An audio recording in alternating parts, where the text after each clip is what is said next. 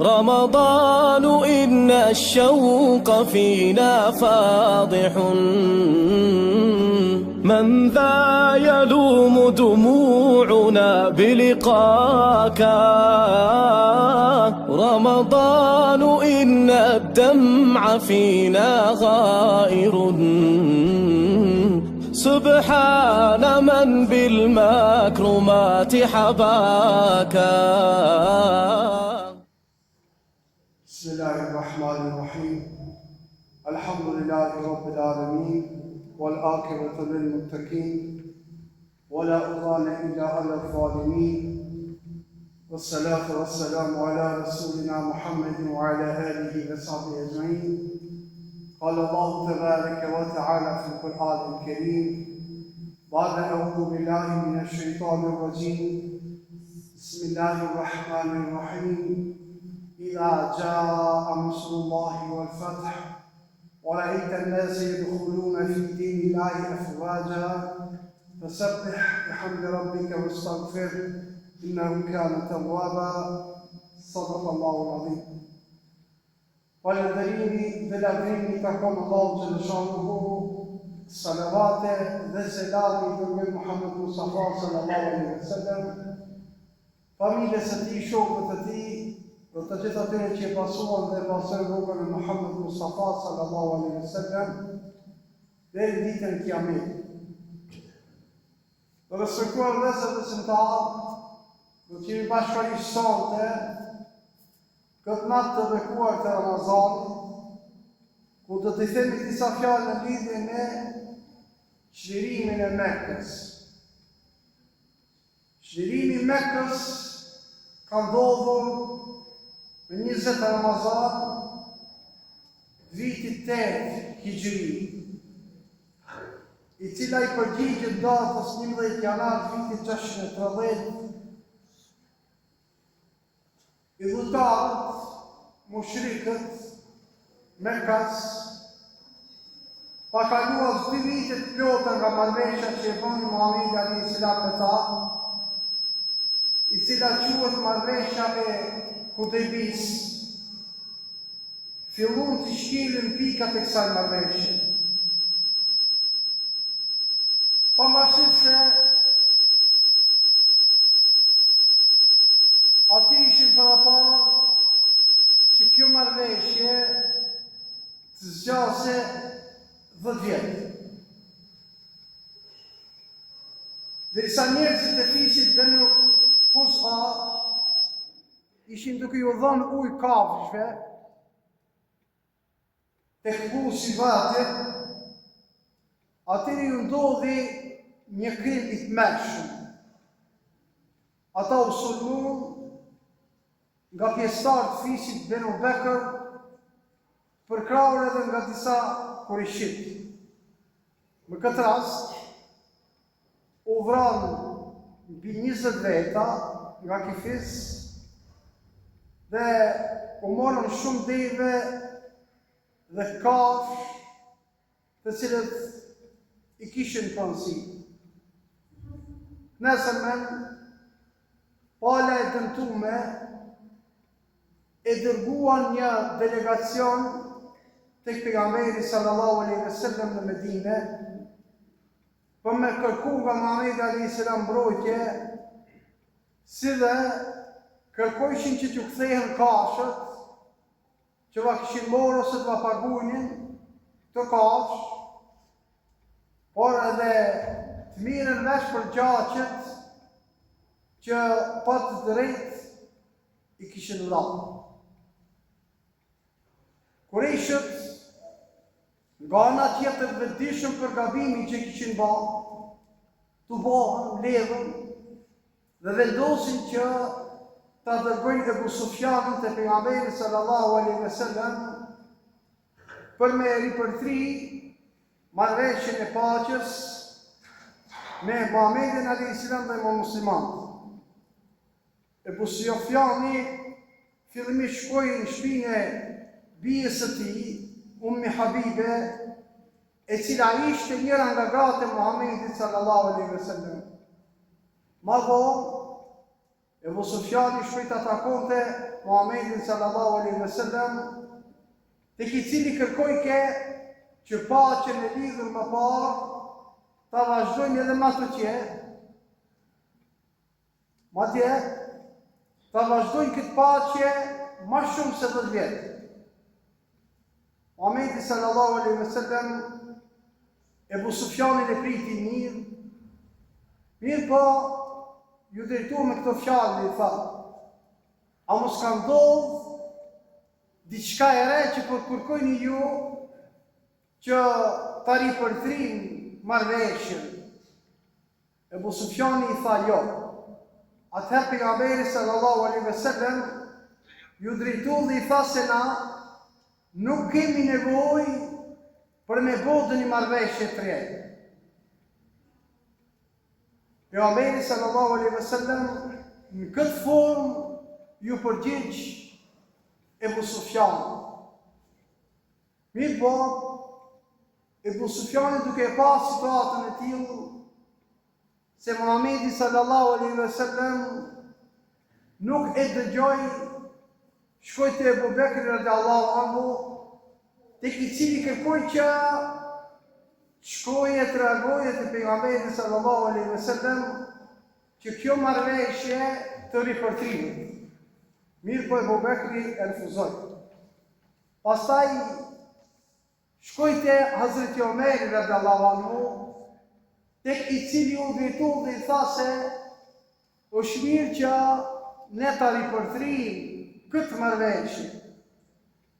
Kurse Hazreti Omeri radhiyallahu anhu ju drejtu dhe tha, u betu, tha vallahi, edhe mos me pas ku një qfar arme, veç me bubreza, ju kisha luftu vazhdimisht juve, sepse ju jeni armisht e dinit Allahu xhaleshan, jeni armisht të fesë Allahu xhaleshan. Pastaj Ebu Sufjani shkoi te Hazreti Aliu radhiyallahu anhu, të njëjtën përgjigje ia dha. Hazreti Aliu dhe krejt në fund shkoi tek Fatimja radhiyallahu anha, I cila e pranoi dhe ia dha të njëjtën përgjigje që ia dha Muhamedi alayhis salam, të njëjtën përgjigje që ia dha Abu Bekri radhiyallahu anhu, të njëjtën përgjigje që ia dha Hazreti Omeri radhiyallahu anhu, të njëjtën përgjigje që ia dha Hazreti Aliu që nuk pranon që të ripërtrihet kjo marrëveshje.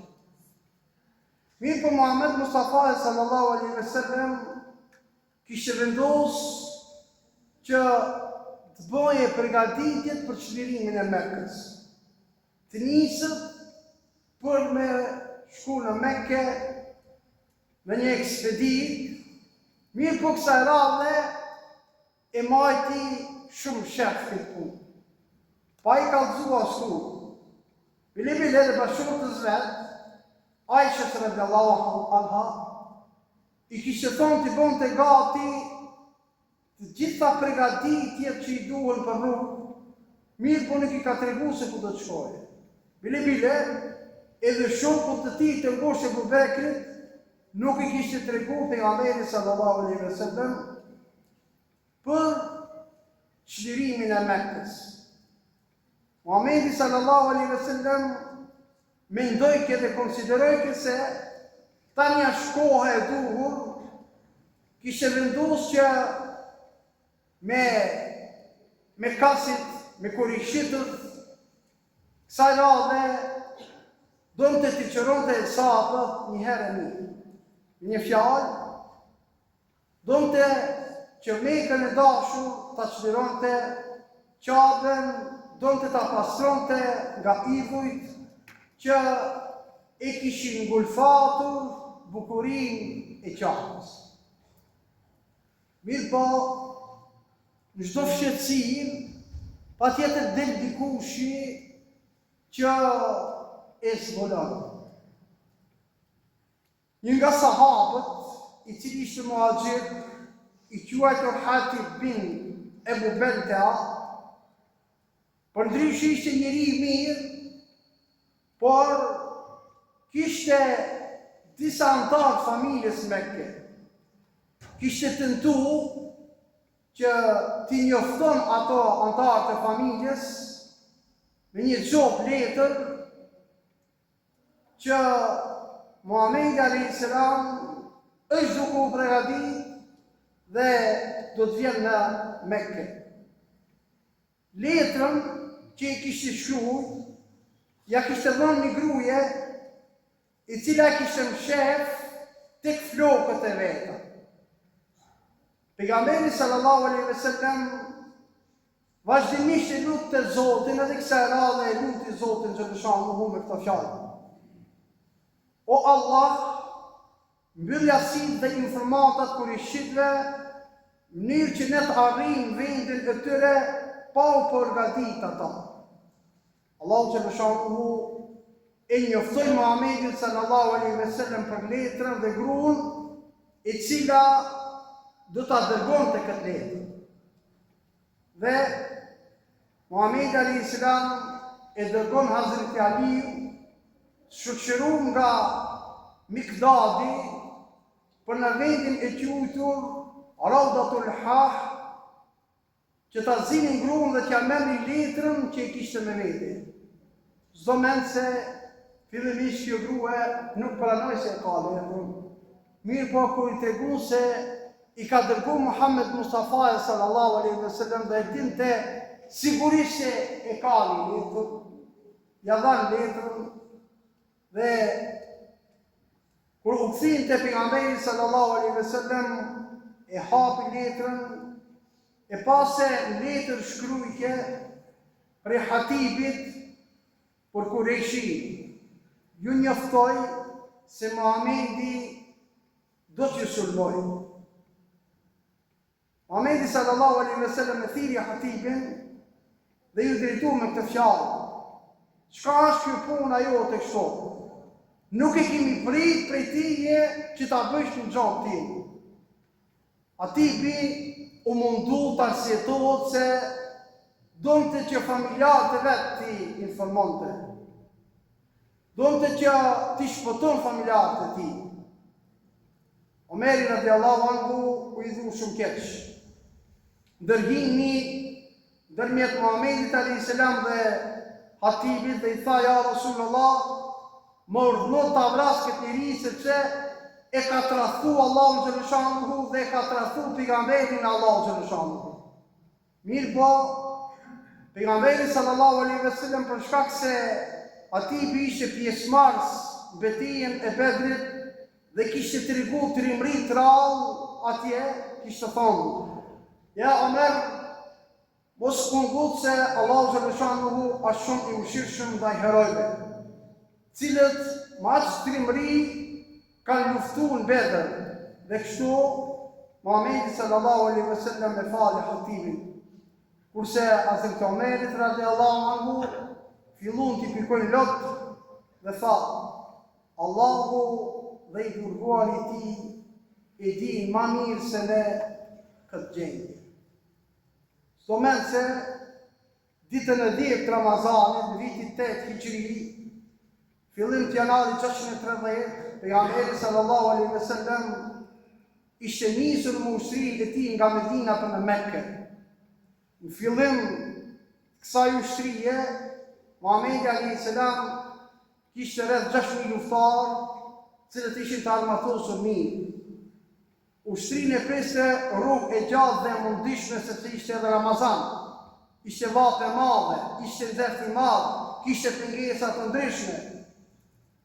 Ditën e 12 të Ramazanit, ushtria muslimane që tash numëronte mbi 10.000 luftarë, kishte arrit në vendin e quajtur Vadi Fatime, ku edhe kishte bujt atë natë. Pejgamberi sallallahu alaihi wasallam kishte urdhëruar që secili ushtar atë natë të ndeste një zjarr, ashtu që duket se daka po përgatitej për më shumë se 10.000 luftarë.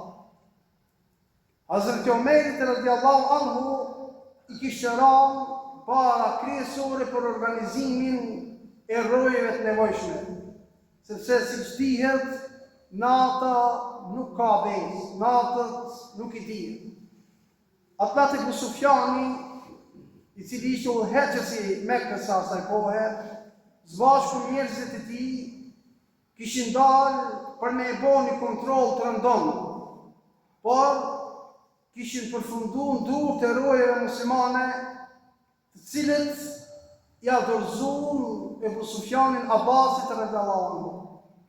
Dhe nesër men herët Abbasi ja dorëzoi Muhamedit alayhis salam Ebu Sufjanin, dhe interesant u zhvillu një bisedë midis tyre.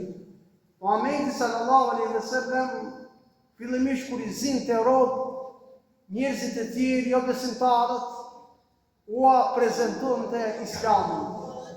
Në këtë rast, edhe Ebu Sufjani që drejtu dhe i tha: a do ta pranoj se Allahu është Zoti ynë dhe se unë jam i dërguar i Tij? Më fal për sinqeritetin tim, i tha Ebu Sufjani, por akoma unë kam dyshime. Akoma nuk muj me të besu ti si i dërguari i Allahut të mëshanë. Atëherë, ndërhyri Abasi, radhiyallahu anhu, dhe i tha se mirë për ti, sa halat kalon koha ti me dyshime.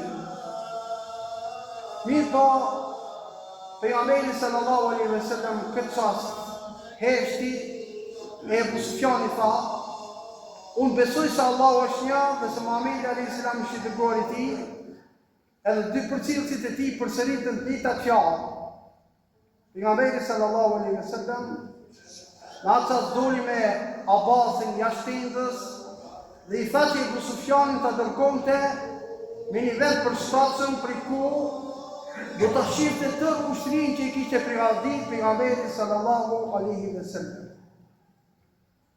Muhamedi alayhis salam kur ju afru Qabës, e ndjeu madhështinë e saj, urën qef nga përmallimi për te, dhe ashtu gjipën mbi deve u përkull sa kryet nuk i zuri në samarin e devës. 7 herë u sollë rreth Qabës, dhe sa herë që vjen te Karshi Haxherul Aswadit Gurzi e përshëndette, duke ngritur la shkopin që e mban të ndodhë. Pastaj merrte tekbir, e me të edhe gjithë që i shoqëroshin pejgamberin sallallahu alaihi wasallam. Gjithmonë Mekka nga këto tekbire, udhëtirat e njerëzve përjetohin gjinj e papërshkruar. Pasi e mbaroi tallafin pejgamberin sallallahu alaihi wasallam, shkoi te Mekami Ibrahim, ku edhe fali 2 rekate namaz. Pastaj shkoi te uji Zemzem, piu nga uji Zemzem, ju dha dhe të tjerëve, pastaj shkoi në Safa dhe e boni sajt prej Safës në Merva, duke e falendëruar kështu Allahun xhaleshanuhu për këto begati për çlirimin që e bani në Mekë, dhe një fjalë vazhdimisht e përsëritte, e cila përshkruhet në surën Al-Isra: wa kul jaa al-haqqa wa zahaqa al-batil inna al-batila kana zahuqa.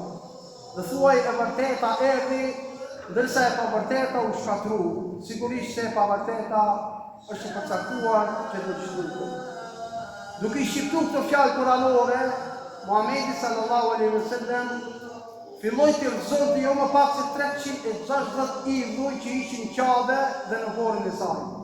Pastaj edhe idhujt më të mëdhenj si Hubeli, Menati, Lati, Uzaja, të cilët u përplasën për tokë dhe u bën copë e grimë. Kjo është shkurtimisht historiku i çlirimit të Mekës nga ana e Muhamedit sallallahu alaihi wasallam. Bashkërisht lutem Allahun xhaleshanuhu që ky çlirim të jetë shembull për të gjithë ne. Nga ky çlirim mos qesim sikur se i kemi zakon na vetëm se t'i dohemi, vetëm se t'i manifestojmë, por t'i morëm një thellë mësime të tyre brenda që janë dhe të vazhdojmë jetën tonë përditshme t'i kemi në praktikë. Alhamdulillahi rabbil alamin. رمضان إن الشوق فينا فاضح من ذا يلوم دموعنا بلقاك